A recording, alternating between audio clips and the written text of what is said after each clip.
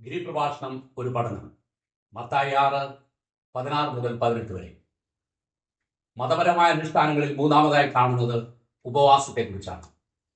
ഉപവാസത്തോടുള്ള ബന്ധത്തിൽ ഒരു ശിഷ്യന്റെ മനോഭാവം എപ്രകാരമായിരിക്കരുതെന്നും എപ്രകാരമായിരിക്കണമെന്നുമുള്ളതാണ് ഈ വാക്യങ്ങളിലെ ഉള്ളടക്കം.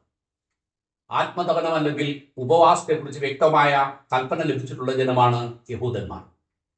യഹൂദ കലണ്ടറിൽ 7-ാം മാസം 10-ാം തീയതി പാപപരിഹാര ദിവസം ആകുന്നു.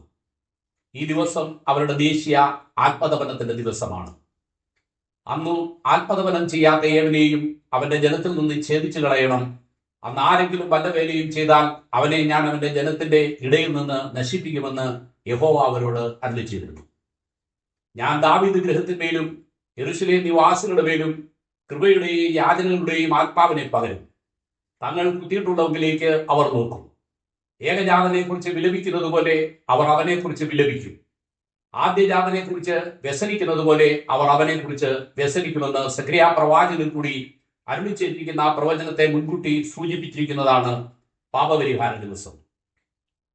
ഇന്നും യഹൂദന്മാർ ഈ ആത്മതപനം അനുഷ്ഠിക്കുന്നു. ആ ദിവസം പ്രവൃത്തി ചെയ്യുവാൻ അനുവാദമുള്ളത് മഹാപുരോഹിതന് മാത്രമാണ്. നമ്മുടെ രക്ഷിതാവായ ദൈവത്തിന്റെ ദയയും മനുഷ്യപ്രീതിയും ഉദിച്ചപ്പോൾ അവൻ നമ്മെ നാം ചെയ്ത നീതി പ്രവൃത്തികളാലല്ല തന്റെ കരുണപ്രകാരം അത്രേ രക്ഷിച്ചത് എന്നുള്ള വിളംബരമാണ് ഈ പ്രവൃത്തി.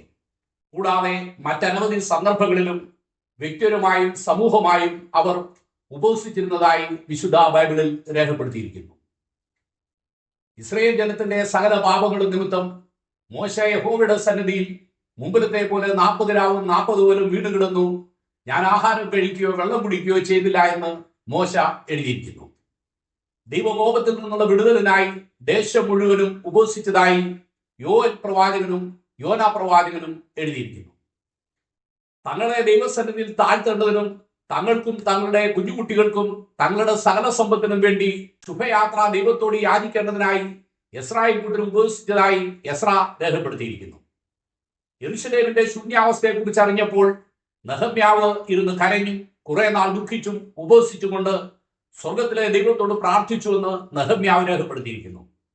കൂടാതെ വിവിധ സാഹചര്യങ്ങളിൽ ന്യായാധിപന്മാർ, പ്രവാചകന്മാർ, രാജാക്കന്മാർ എന്നിവർ ദൈവിക വിടുതലിനായി ഉപവസിച്ചതായി രേഖപ്പെടുത്തിയിരിക്കുന്നു.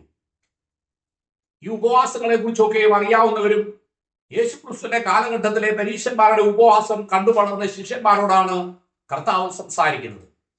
യേശുക്രിസ്തുവിന്റെ കാലഘട്ടമായപ്പോഴേക്കും കപടഭക്തരായ പരീശന്മാർ ഉപവാസത്തെ ഒരു ചടങ്ങായി മാറ്റിയിരുന്നു. അവർ വാടിയ മുഖവും വിരൂപമാക്കപ്പെട്ട മുഖവുമായി ആഴ്ചയിൽ 2 വട്ടം ഉപവസിച്ചു പോന്നു. ഹൃദയത്തിന്റെ ചിന്തകളെയും നിലവുകളെയും അറിയുന്ന കർത്താവ് അവരുടെ മനോഭാവം എന്തായിരുന്നുവെന്ന് മത്തായി 6:16 പറഞ്ഞിരിക്കുന്നു.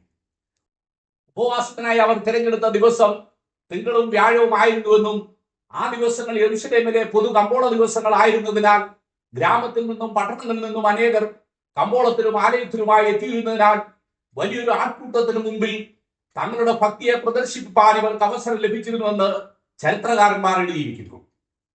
നീ ഉപവസിക്കുമ്പോൾ നിന്റെ ഉപവാസം മനുഷ്യർക്കല്ല, രഹസ്യത്തിലുള്ള നിന്റെ പിതാവിന് വിളങ്ങേണ്ടതിന് തലയിൽ എണ്ണ തേച്ച മുഖം കഴുകുക. രഹസ്യത്തിൽ കാണുന്ന നിന്റെ പിതാവ് നിനക്ക് പ്രതിഫലം നൽകും എന്ന് കർത്താവ് അരുളി ചെയ്തിരിക്കുന്നു. നമ്മുടെ കർത്താവ് തന്റെ ഐഹിക ശുശ്രൂഷ ആരംഭിക്കുന്നതിന് മുമ്പേ ആത്മാവ് തന്നെ മരുഭൂമിയിലേക്ക് നടത്തി. അവൻ 40 പകലും 40 രാവും ഉപവസിച്ച ശേഷം അവന് വിശന്നു എന്ന് മത്തായി. ആ ദിവസങ്ങളിൽ അവൻ ഒന്നും ഭക്ഷിച്ചില്ല. അവ കഴിഞ്ഞപ്പോൾ അവന് വിശന്നു എന്ന് ലൂക്കോസും. അവൻ സാത്താനാൽ പരീക്ഷിക്കപ്പെട്ട് 40 ദിവസം മരുഭൂമിയിൽ കാട്ടുമൃഗങ്ങളോടുകൂടെ ആയിരുന്നുവെന്ന് മാർക്കോസും രേഖപ്പെടുത്തിയിരിക്കുന്നു. ചന്ദ്രരോഗം പിടിച്ച ഒരുവനെ സൗഖ്യമാക്കുവാൻ ശിഷ്യന്മാർക്ക് കഴിയാതെ വന്നതിനെ കുറിച്ച് മത്തായി എഴുതിയിരിക്കുന്നു. ശിഷ്യന്മാർ യേശുവിനോട് ഞങ്ങൾക്കതിനെ പുറത്താക്കിക്കൂടാഞ്ഞത് എന്തെന്ന് ചോദിച്ചു. അവൻ അവരോട്, നിങ്ങളുടെ ആത്മവിശ്വാസം മൂലമത്രേ, എങ്കിലും പ്രാർത്ഥനയാലും ഉപവാസത്താലും അല്ലാതെ ഈ ജാതി നീണ്ടു പോകുകയില്ല എന്ന് ഞാൻ സത്യമായിട്ട് നിങ്ങളോട് പറയുന്നു എന്ന് പറഞ്ഞു. യോഹന്നാന്റെ ശിഷ്യന്മാരും പരീശന്മാരും ഉപവസിക്കുക പതിവായിരുന്നു. അവർ വന്നു, നിന്റെ ശിഷ്യന്മാർ ഉപവസിക്കാത്തത് എന്തെന്ന് യേശുവിനോട് ചോദിച്ചു. യേശു അവരോട്, മണവാളൻ കൂടെ ഉള്ളപ്പോൾ തോഴ്മക്കാർക്ക് ഉപവസിപ്പാൻ കഴിയുമോ? മണവാളൻ കൂടെ ഇരിക്കും കാലത്തോളം അവർക്ക് ഉപവസിപ്പാൻ കഴിയുകയില്ല. എന്നാൽ മണവാളൻ അവരെ വിട്ടുപിരിയേണ്ടുന്ന കാലം വരും, അന്ന് ആ കാലത്ത് അവർ ഉപവസിക്കും എന്ന് പറഞ്ഞു. ഇപ്രകാരം കർത്താവ് ഉപവസിച്ചു, തന്റെ ശിഷ്യന്മാരോട് ഉപവസിക്കണം എന്ന് പറഞ്ഞു. അപ്പോസ്തലന്മാർ ഉപവസിച്ചും പ്രാർത്ഥിച്ചും സഭതോറും മൂപ്പന്മാരെ നിയമിച്ചു. അന്ത്യോക്യയിലെ സഭയിൽ ജനം കർത്താവിനെ ആരാധിച്ചു ഉപവസിച്ചു കൊണ്ടിരിക്കുമ്പോൾ ബർന്നബാസിനെയും ശൗലിനെയും വിളിച്ചിരിക്കുന്ന വേലയ്ക്കായിട്ട് അവരെ എനിക്ക് വേർതിരിപ്പിനെന്ന് പരിശുദ്ധാത്മാവ് പറഞ്ഞു. അങ്ങനെ അവർ ഉപവസിച്ചും പ്രാർത്ഥിച്ചും അവരുടെ മേൽ കൈവച്ചു അവരെ പറഞ്ഞയച്ചു എന്ന് രേഖപ്പെടുത്തിയിരിക്കുന്നു. ഇപ്രകാരം അപ്പോസ്തലന്മാരും പുതിയ നിയമസഭയും വിവിധ സാഹചര്യങ്ങളിൽ ഉപവസിച്ചു. വിശുദ്ധ ബൈബിളിൽ 3 വിധത്തിലുള്ള ഉപവാസത്തെ കുറിച്ച് പരാമർശിച്ചിരിക്കുന്നു. ആഹാരവും വെള്ളവും ഉപേക്ഷിച്ചുള്ള ഉപവാസം. നിങ്ങൾ 3 ദിവസം രാവും പകലും തിന്നുകയോ കുടിക്കുകയോ ചെയ്യാതെ എനിക്ക് വേണ്ടി ഉപവസിപ്പിൻ, ഞാനും എന്റെ ബാല്യക്കാലത്തിലും അങ്ങനെ തന്നെ ഉപവസിക്കുമെന്ന് എസ്തേർ രാജ്ഞി പറഞ്ഞതായി എഴുതിയിരിക്കുന്നു. പൗലോസ് 3 ദിവസം കണ്ണു കാണാതെയും തിന്നുകയോ കുടിക്കുകയോ ചെയ്യാതെയും ഇരുന്നുവെന്ന് രേഖപ്പെടുത്തിയിരിക്കുന്നു. 2. ആഹാരം വെടിയുന്നു എന്നാൽ പൂർണ്ണമായില്ല.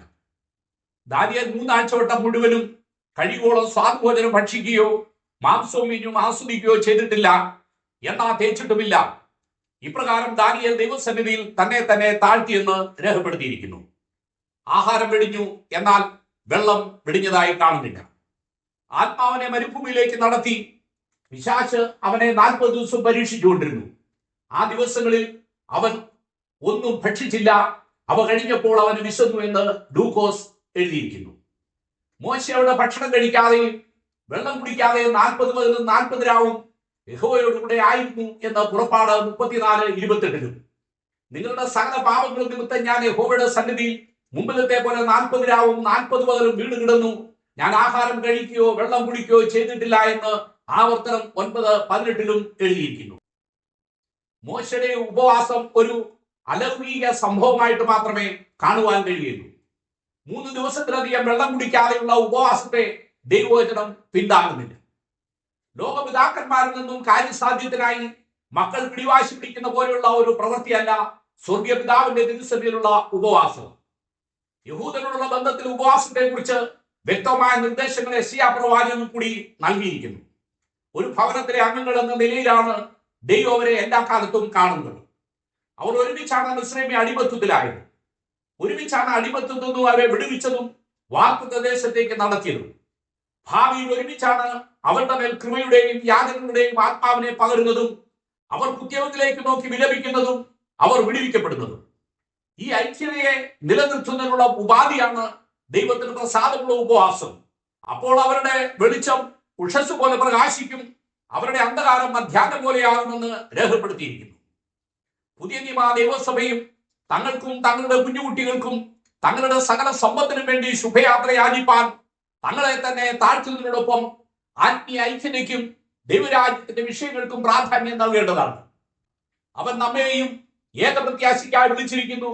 ശരീരമൊന്ന്, ആത്മാവൊന്ന്, കർത്താവ് ഒരുവൻ, വിശ്വാസമൊന്ന്, സ്നാനമൊന്ന്, എല്ലാവരിലും കൂടി വ്യാപരിക്കുന്നതിനും എല്ലാവരിലും ഇരിക്കുന്നതിനുമായി എല്ലാവർക്കും ദൈവവും പിതാവുമായവൻ ഒരുവൻ. അതുകൊണ്ട് നമ്മെ വിളിക്ക് യോഗ്യമാവണ്ണം പൂർണ്ണ വിനയത്തോടും സൗമ്യതയോടും ദീർഘക്ഷമയോടും കൂടെ നടക്കുകയും സ്നേഹത്തിൽ അന്യോന്യം പൊറുക്കുകയും ആത്മാവിന്റെ ഐക്യത സമാധാന ബന്ധത്തിൽ കാപ്പാൻ ശ്രമിക്കുകയും ചെയ്യുമെന്ന് പൗലോസും രേഖപ്പെടുത്തിയിരിക്കുന്നു. ഇപ്രകാരമുള്ള ഒരു ആത്മീയ നിലവാരത്തിലേക്ക് നമ്മെ നയിക്കുവാൻ ഉതകുന്നതാകട്ടെ നമ്മുടെ ഉപവാസങ്ങളും പ്രാർത്ഥനകളും.